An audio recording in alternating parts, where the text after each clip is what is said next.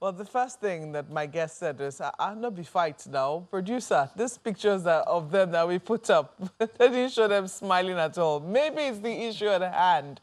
Maybe it's because the issue at hand is serious enough. But we have with us this morning Dr. Uyilawa Okwahesuyi, who is the president of the Nigerian Association of Resident Doctors, NARD. You're welcome to Sunrise Daily this morning. Good morning, Mark. And we also have with us Honorable Tanko Yusuf Sununu, who is the Chairman, House Committee on Healthcare Services. Honorable, you're welcome to Sunrise Daily. Let's look at this big headline. I think The Guardian puts it in context for us this morning. Nigeria loses over 576 billion naira yearly to medical tourism. They have a number of riders there. Doctors divided over Buhari's London medical trip. The presidency is trying to justify why the president is traveling. Garba Shehu says the president started his UK medical trip long before 2015. NARD, of course, that's why you're here, decries arrears of unpaid salaries, blames mass exodus of doctors on poor remuneration, conditions of service. And, of course, it gets political because the PDP is asking the president to say that he has failed in delivering health care to Nigerians. Let me start with you, Honorable. Would you agree first and foremost with that perspective? It's very difficult to dismiss the point of the opposition that the president has failed in that regard. Well, thank you very much for inviting us for this very important program, but not minding of being partisans. We must know president cannot just easily be blamed like that. We must blame ourselves generally. In the era of the PDP, the story was even worse or even the same. Either worse or even the same. So what we have is a continuous systemic degenerations that is affecting us as a nation. And I think the best is for us to leave politics apart and have a holistic view of problems at hand. Because the actors were trying to see how we can avert a nationwide strike. I'm telling you, the actors remain the same. That's why the actors during the PDP era, and they are also the actors as of today. So let's just remove the actors now. Would you admit that this is, what we currently have, is a failure of our healthcare system? Let's remove the actors. No, definitely removing all this thing apart, you must know that there is no system as it is today that you say it's it's perfect. But you see, when you admit failure, I can't say that there is total failure because there are some areas that we have achieved. But so far, our progression has been very, very slow as compared to what we are expected to be and where we are supposed to be. And we can only get it right when we try to be holistic approach, as I said so. If you look at the funding, okay, it was in Nigeria during even that era of the PDP that we have gathered African countries. Please come to our country. Let's look at how we can approach it holistically and improve the healthcare of the whole African countries. And then it came up with a resolution that we can only achieve that by devoting 15% of our consolidated revenue fund. Healthcare services. The Abuja Declaration. Abuja Declaration. Since then, when it was done up till now, we are nowhere near that. And those countries that have gone closer to 15%, around 13%, Republic of Congo and the rest, they have so far gone far. And what we are facing now as a challenge is no more theirs. You understand? So generally, we must look at it holistically. And it's only when we remove the bipartisan approach that we can have the feeling. Yeah, that's why I said remove the actors. Yes. When we have a situation whereby the president of the country is leaving the country for medical... This is not the first time this is causing controversy. Is leaving the country for medical treatment. What has made this even more marked is the fact that, you know, our own doctors, the resident doctors, are about to go on strike. And then you have a president leaving the country. It does not look very good, does it? It's not very good PR, so to speak. Well, let us agree with ourselves. There are issues that are presidentially related, and there are issues that are not directly presidentially related. For example, the current reasons that we are going on strike has nothing to do with the president. It has something to do with we as a doctor. Forget me now, remove me as a politician or as this thing. It has a reason as we as a doctor, that doctors that we have refused to come together and put our house to order. What was the reason and why did I say so? I was a former Secretary General of Nigeria Medical Association. And we observed over time, young doctors that are graduating from medical school, some stay 2-3 years without getting placed to go and serve for their mandatory 1-year housemanship so that they can work under a supervision of an experienced senior colleague so that they can be safe when they are going to serve the country or are going to practice on their own. But we realize that there is the space we have can accommodate all of them, but a lot of them are roaming in the street without getting a space to. That's then 2016-2018 regime, which I served as Secretary General. We came up with the proposal and approached the Ministry of Health that, look, we have vacancy that can accommodate all those young doctors coming. But unfortunately, somehow they are not accommodated. So why can't we centralize the recruitment and posting of those house officers to various hospitals that are under federal government so that everybody will serve within the timeline he's supposed to serve? And then it was presented to Federal Executive Council. The Executive Council gave approval to that. You understand? And the approval was granted in 2017. Now, for 3 good years, we cannot put our house into order. Until when we have the budgetary provision, money is given to Medical and Dental Council of Nigeria, submit it to a hospital, submit list to Medical and Dental Council so that they can have a comprehensive data. You understand? That they can now commence the posting and this thing. And that was not done. And that's why those younger colleagues of ours stayed for 3 good months. Some of them have even gone to service without pay. And it's really unacceptable, and the House frowned at that. And that's why on hearing that, we had a meeting with them 2 weeks ago. On hearing of that, Mr. Speaker gave me a marching order that we must intervene. We intervened, we came with a resolution that we thought, if wholeheartedly implemented, we'll have about the crisis we are now. In fairness to the House of Representatives, you have been pretty proactive in terms of meeting with National Association of Resident Doctors, because it's not the first time they threatened the strike. And so let me come to a friend here.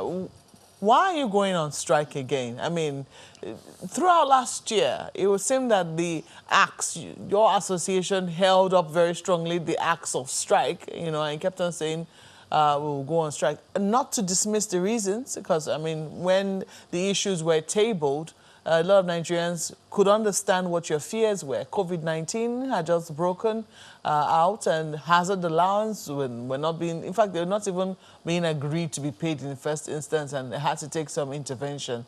But it would seem that you have gotten the goodwill of a lot of Nigerians. Why are you going on strike again? For what reason? Thank you, Malkba. The Nigerian Association of Resident Doctors have shown uncommon patriotism to this country. You asked a question earlier and said, is there a system failure? There's a general system failure. You cannot know when the president of the country travels out to seek health elsewhere when you can have it here.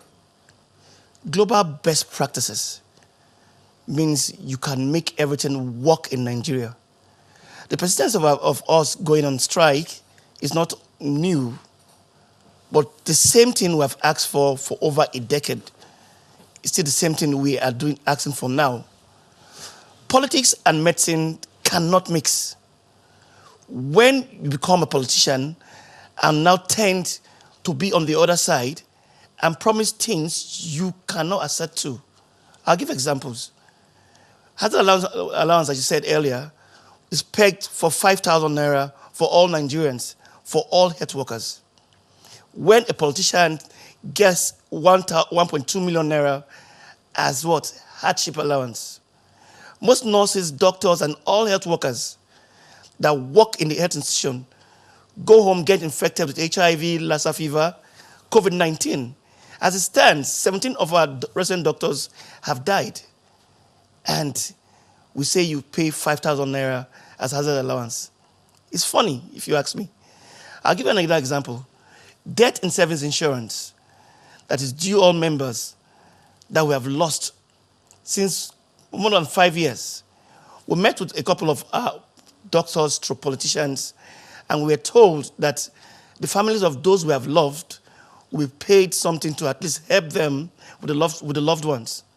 As it stands, for over a year, we are still doing paper processes. I say one Nigeria. As it stands, even the national hospital here in Abuja cannot say they have a functional MRI. They are doing private partnership with other institutions. National hospital. Where is any health and basic health and functioning in Nigeria? You can't call for UCH, you can't call for national hospital.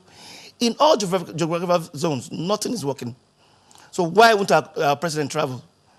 We should come back to our senses to ask ourselves, where do we put health?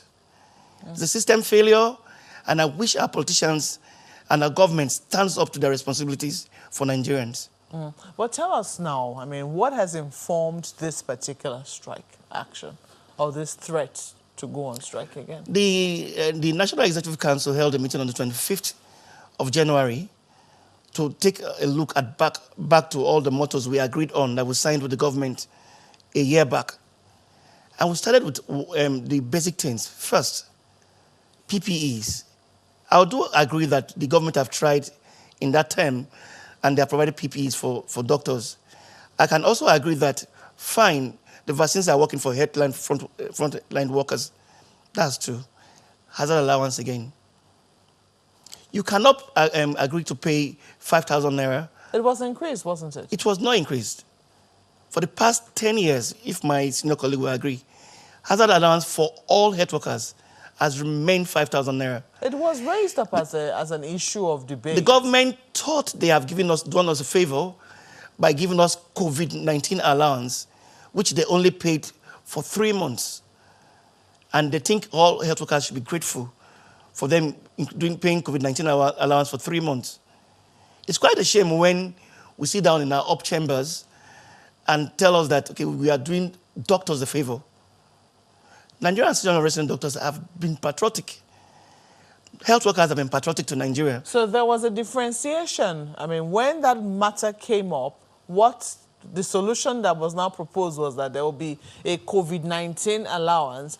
And then after COVID-19, went on for 3 months, they decided, okay, we'll revert back to the regular hazard allowance. That's government for you.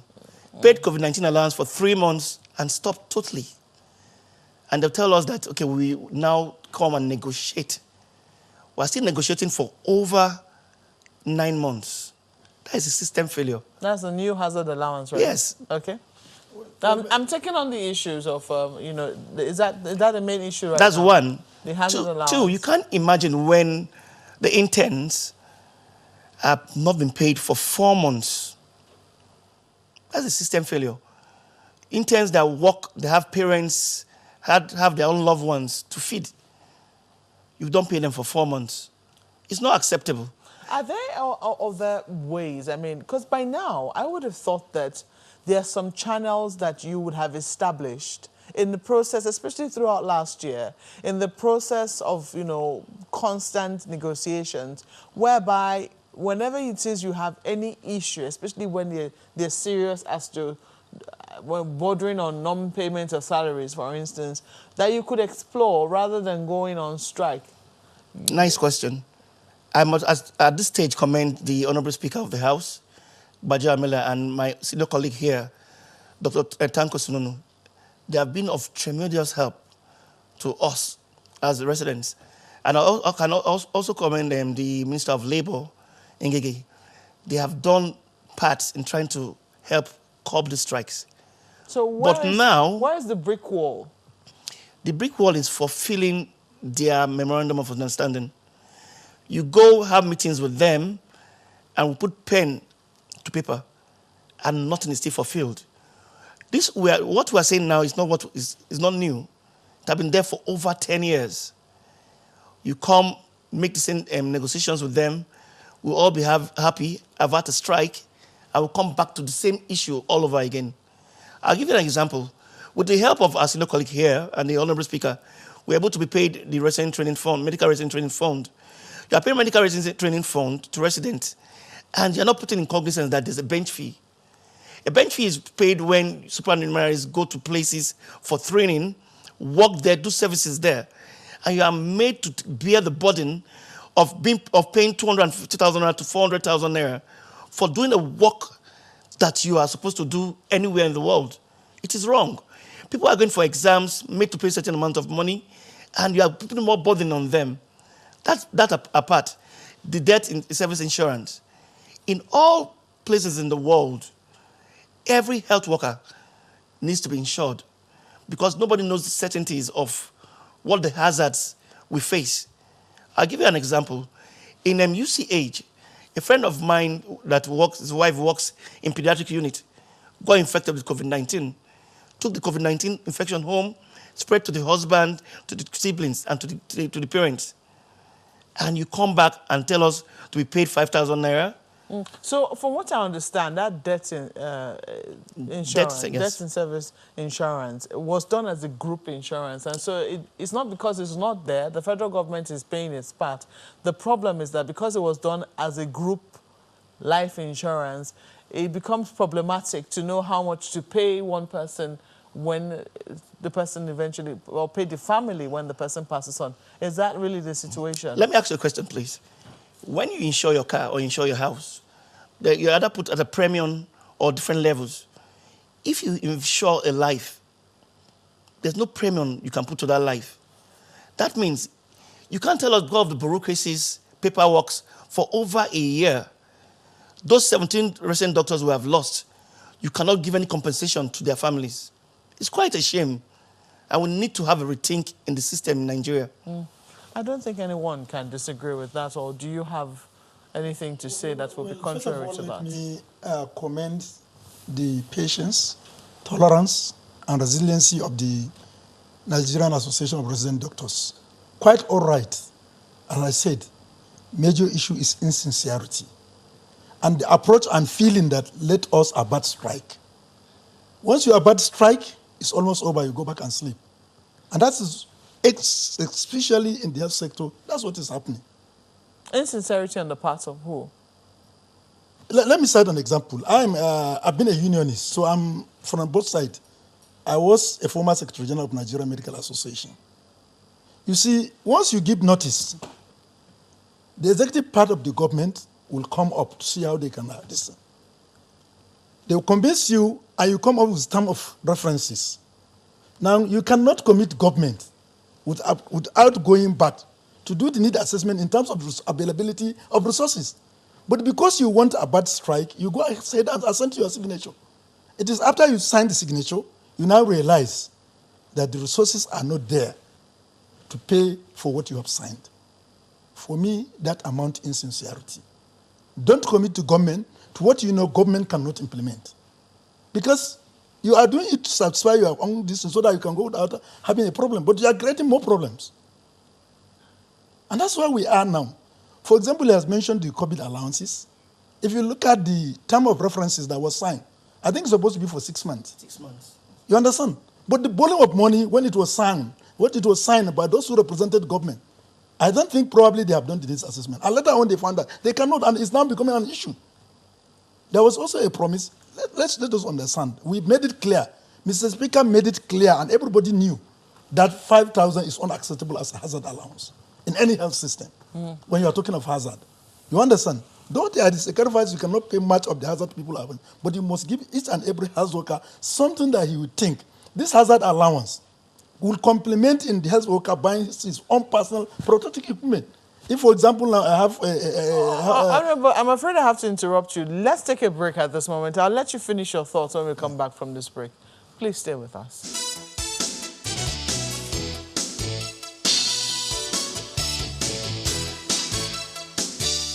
Well, I still have with us in the studio Dr. Ilawa Suyi. I hope I'm pronouncing that right. Who's the President Nigerian Association of Resident Doctors, Honorable Tanko Yusuf Sununu, who's also a medical doctor as well, and Chairman House Committee on Healthcare Services. They're still both here with us in the studio. Well, Honorable, you're trying to finish your thoughts. Yes. You're talking about how people are always under pressure. Yes, so thank you very much. Yeah. Because of want of time, let me first of all, I've commended the NARD. And then the President, if you can recall, just a day before yesterday, we spent almost 7 hours in my office, he knew. We left the National Assembly around 11:30 PM. You understand? We see they have a lot of demand, which I quite agree are genuine. But when we sat down, I said, okay, let's us look at this demand. And we classify the demand into 3 groups. 1, the one that are immediate. 2, demand that are exclusive to the NARD, Nigerian Association of Resident Doctors. And 3, the demand that are for the general doctors and health workers. And even prior to this current decision, the president of Nigerian Medical Association made a memo to Mr. Speaker. And Mr. Speaker instantly also forwarded it to me so that we can begin to act. So we are about inviting all the major stakeholders so that we can sit down and understand ourselves, so that we avoid strike-mediated intervention, which doesn't work well when this now came. Because I was going to say that, you know, when you accuse the executive of not doing a proper needs assessment before putting pen to paper, I was also going to ask, you know, whether or not you also followed, your committee also followed up on, you know, agreements that have been signed and ensuring that it's not only during periods of strike or when a strike has been declared that you seek to intervene. The president has already confessed to that. Once we have mediated, we ensure that we follow it up. But you see, the issue, as I told you, is the fact that when you sign something and you did not make a provision, it becomes an issue. Look at the Residency Training Act, which has resulted into many strikes. You understand? The House has to stick by its words on the last day of passing the budget to introduce 4 billion naira for the payment of the training fund. And that now has, after we have introduced that budget line, you can still see the president is still complaining that the payment has been not as expected by them. That when they were compiling the whole issue, the bench allowance was omitted. You understand? So these are issues. So, and it's part of the demand they forwarded, and we are looking how we can now go and sit down to them. Not only NARD, we have also Joint Health Sector Union. They've also forwarded their demand to our committee, and we're working to see how we can, through Mr. Speaker, we are working to see how we can address those issues. And that's why I said what we needed most is holistic approach. And then holistic approach back with sincerity. We'll invite the government. Don't assent to what you know you cannot do. Tell your deficiencies. And NARD is also sensible enough to reason along the line. For example, even yesterday, I have to tell them that, look, I led a strike, but I regret leading strike.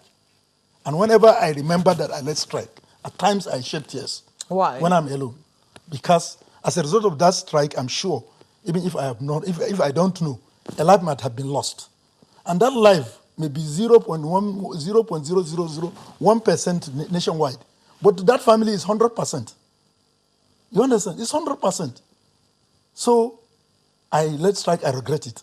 But if there is need for me to lead a strike again, this part of regretting I will do. If that strike can result in the betterment of the society. So we must know that we must be sincere in what we are doing. So we'll invite government, we'll forward everything, let them go and study it holistically, agree that they have the resources to, where we need to negotiate, the House will intervene and mediate so that the negotiation will be done, and we accept that there is different.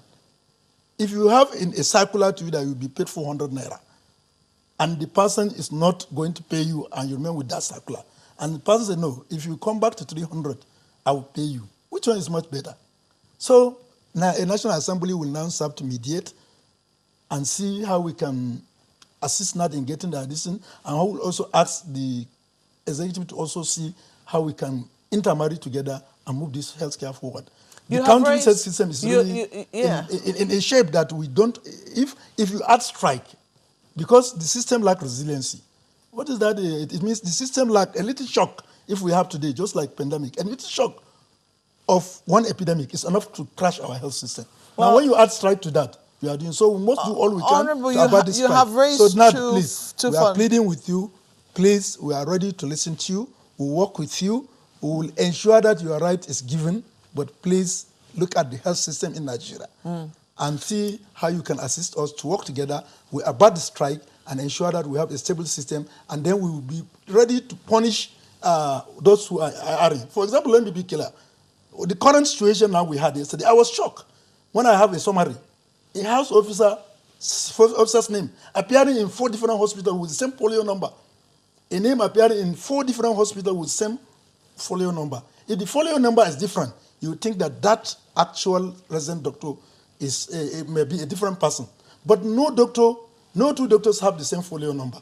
So if a folio number with a name of particular resident is appearing in 3 or 4 different hospitals, then it is for us to ensure that we investigated that. And that is the reason now we are having where we are. You understand? Can I answer that, please? Yes, please, because it looks like he's also raising issues with the doctors. There are no consequences for actions. There will be consequences this time around. If the MDCN... I assure you there are consequences. Let me answer, please. If the MDCN registrar, Dr. Sanusi, is brought to book, then I think this process would have been all good without going on a strike. I'll tell you why. You can't, because of some laws, say you are going to adhere to quota system. You are giving a teaching hospital like FITA 12 house officers when they have more than 1,000 beds. You are giving a place like UCH like 24 house officers. There should be consequences. That's why as NARD we are asking for his resignation or he should be sacked. Because you cannot allow house officers of 2,136 to be on the street demonstrating because of his failure. It's an irresponsible thing. In good places, you resign honorably. Shed a little more light on what the problem is. I'll give you an example. House officers in tertiary hospitals. Or let me go back. There's a central polling system. The central polling system is supposed to be like the NYC when you pass and you are pulled into the system. One system failure. Now, we are saying we are doing a central polling system when you are only accommodating those in federal. What about those in state? You are doing a process, pull all together. Get all house officers that are supposed to go for their internship and distribute them to different places. When you have stopped reaccrediting hospitals and you are still living in the euphoria of the accreditation you did 10 years back, and now you tell them that they cannot get more house officers because there's a quota system, and you insist on it, and you call the doctor, Dr. Sanusi, the registrar of MDCN, to order, he doesn't even pick your call. My honorable here have called him more than 5 times, sent him messages, and he doesn't even pick his call. And you think you can prevent a strike? I'll give you an example. You are saying you are trying to prevent brain drain. There are doctors under the gift mix platform that have not been paid 4 months as it stands, and they have families. That is why we insist we must have a total and indefinite strike. Well, I think... It will serve as a measure to government to be responsible enough, and that will have consequences. You know, 2 issues the Honorable has raised, even though one of them he is very, very careful not to use the word failure. But only recently, the SGF, the Secretary to the Government of the Federation, who is also the chairman of the Presidential COVID-19 Task Force, made a tour of some hospitals around the country. And he admitted on camera that they did not know. He admitted that in infrastructural decay. Indeed, which is a part of the system. Failure. I mean, I didn't say just a moment. It is the first thing that hits you when you go to, Nigerian medical facilities. Quite true. He said they knew it was Quite bad. True. I said I cannot say. But they didn't know it was that bad. Okay. And that's what our doctors are left to work with on a daily basis. That's the environment they have to operate in. Let's leave that on the one side. You see, why I said I cannot use that. I'm a medical doctor. Yes. I know the kind of situation we are. And I know the higher ceiling interventions that our members are doing, even though they are not being celebrated. So, Honorable, let's do that.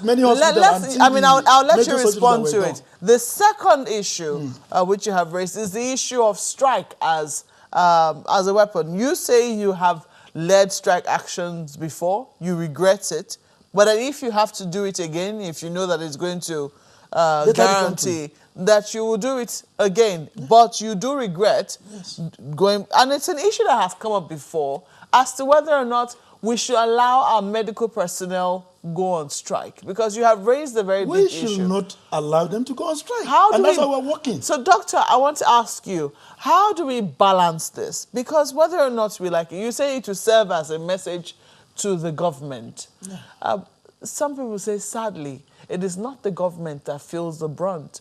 Okay. Let me tell you one thing. No, not you now. This is for him. It's not the government that feels the brunt. We have a situation whereby the president just left for his medical treatment in the UK. The people who will feel the brunt are the people who are left here. For their sake, would you consider shelving the strike or finding alternative methods to press home your point? Thank you very much.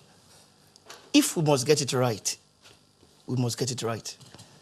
The president is able to afford better health care outside because he can afford it. The average Nigerians cannot even afford 3 square meals. So when can we get it right? Nigerian resident doctors have been patriotic in every way in service delivery. And that's why I must commend all health workers for their sacrifices they have gone through for these past years. Indeed, your patriotism is not in doubt. And I appreciate the fact that you're putting this in context, the fact that even Nigerians find it difficult to eat already, not to talk of affording medical services. So I'm asking again, you know, is there a way you can seek to balance, you know, the punishment, or should I say the action vis-a-vis the people who will feel the brunt the most? For this question you asked, global best practices, you have to sacrifice to deliver to the nation. These are sacrifices and why we're asking questions. We're asking questions to the government that they should be responsible enough to provide the basic health facilities in our hospitals. If they can just zone it, the 6 geographical zones, and put a standard hospital in each of the zones, I guess perhaps the president would have traveled. We should believe more in the system. Doctors and health workers all over the world appreciate Nigeria for what they're training and what they can deliver to people. Why don't government deem it fit to make incentives available to doctors, to nurses, to pharmacists, to lab scientists, to make them stay in Nigeria? Give them housing and loans. Give them loans that can better their lives and encourage them to stay in the system. We understand that recently, I think the Nigeria Governors Forum was concerned enough about that brain drain in the medical sector, and they were going to have a meeting. I don't know what I was with the NMA now. It was the association aware. We were called to come for a meeting on the 25th of February. Up till now, there's no measure about that. Brain drains. If you talk about brain drains, most nations scavenge on Nigeria. Let me get this straight. You were invited for a meeting on the 25th of February by the Nigeria Governors Forum. Yeah, no, by the Ministry of Labour. Ministry of Labour. And for certain reasons, the meeting was postponed to a date in the future, which I'm still waiting for to hear. About brain drain. About brain drain. No, I think we need to put some correction. What we currently have now is not brain drain. What do we have? We have brainstorm. And I made it clear. What's the difference? You see, what's the brainstorm? Because we have gone to the worst limit. You see, we must understand the politics of health in the world. COVID-19 came, ravaged whole system in Nigeria, in the whole world. So many doctors and healthcare services delivered in the Western world died, and in Asia, through COVID-19. So the vacancy is there open. So if you think that in a month you can lose 5 doctors, and you think it's nothing, now we are moving to where in every month we may lose 150 hours, because the vacancies are there open. So it's an emergency. That's why it's a storm. We're in a critical situation. We must do it. Otherwise, we'll see, just overnight we wake up, everything will collapse. Just in my state, there are very, very few doctors. One of the best surgeons we have, one of the best doctors, who is also my immediate past chairman of NMA, Nigerian Medical Association, KB State, Was just in Abuja. He just called me, Honorable, how are you? Please, I'm with my family. I'm going to Saudi. And he has gone. And many of them are going. So something needs to be done. And the only way we can do it, I keep on saying, is honesty and sincerity. Let us look at this thing holistically and see how we can assist the nation. Look, what we are doing. When you're talking with those who should take action, those who are responsible for action on this matter, do you get a sense of urgency? Do you get a sense that there is a thorough understanding of the implications of what could happen if such a situation should arise? Actually, I would say no. I would say no. Let's call a spade a spade. The ministry needs to sit up. There must be a multi-sectoral approach to address this issue. And then there must be intergovernmental approach also. You understand? Let's look at this thing. When we always bottle and hammer on the house or the federal government, go to state. There are states that up till now, they are honoring their members 5-6 months salary. 20 months. Abia State, Imo State. 20 months. 20 months salary. Then how do you expect a doctor to consult in his clinic? Now, let's look at it. It's only when you look at this thing, then you try to, this thing. Yes, those of us in Abuja may have alternative. If you go to my village or my local government, we have only one general hospital. And I can assure you in my own local government, there is no private clinic that is standing. So in such a situation, when the government hospital closes, those people, where do we refer them to? So that's why you always see us as National Assembly, and especially Mr. Speaker, we are always trying to see that we abate the crisis. Because it's not a crisis, it's going to be a disaster. You understand? Because people keep on dying. Okay, look at the whole system. 70% of our healthcare is out-of-pocket spending. It means you must to put your pocket and buy what you are going to listen. And this is completely against the concept of universal health coverage, which says that you should not put any individual or a family into poverty when he's going to seek for his health. So I'm asking you, Honorable, because these are issues that have been out there in the public domain. We look to government, and you, even though, yes, you're in another arm of government, we look to government for the solutions. Are we making any progress at all? Because some people also say that perhaps COVID-19, the lessons from COVID-19 are beginning to escape us. Meanwhile, it should have pressed home the message, especially with regards to health. Are we imbibing any lessons at all from what COVID-19 came to teach us as a I can say we are imbibing because, as at today, when you compare the health system before the COVID-19, you know that there is really actually some investment. But investment may not be as wanted. You understand? Because if you, prior to COVID-19, when the COVID-19 came, we were only proud of having 3 laboratories, which is definitely unacceptable. And we are the first, as the House of Representatives, to raise that issue, and it became a national issue.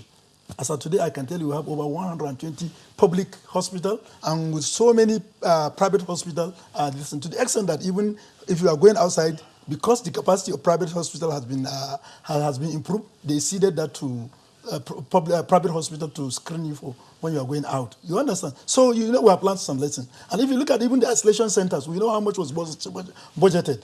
Just last time I went to my state and I went to Federal Medical Center to inspect those centers that were developed during this COVID-19. There are so many things. But you see, these are all approaches. But what we need is a holistic approach. How can we make healthcare affordable, accessible, and very effective to common man? Big question. That is most important. In 30 seconds, you have to quickly intervene because we have to go. I'll call on Nigerians to please ask the government to be more responsible, because I don't see a way we can avert this total indefinite strike. We are no longer going to hear messages and go sign MOUs. As the President, I think we just have to believe with you. We are intervening. You are going to Senate today.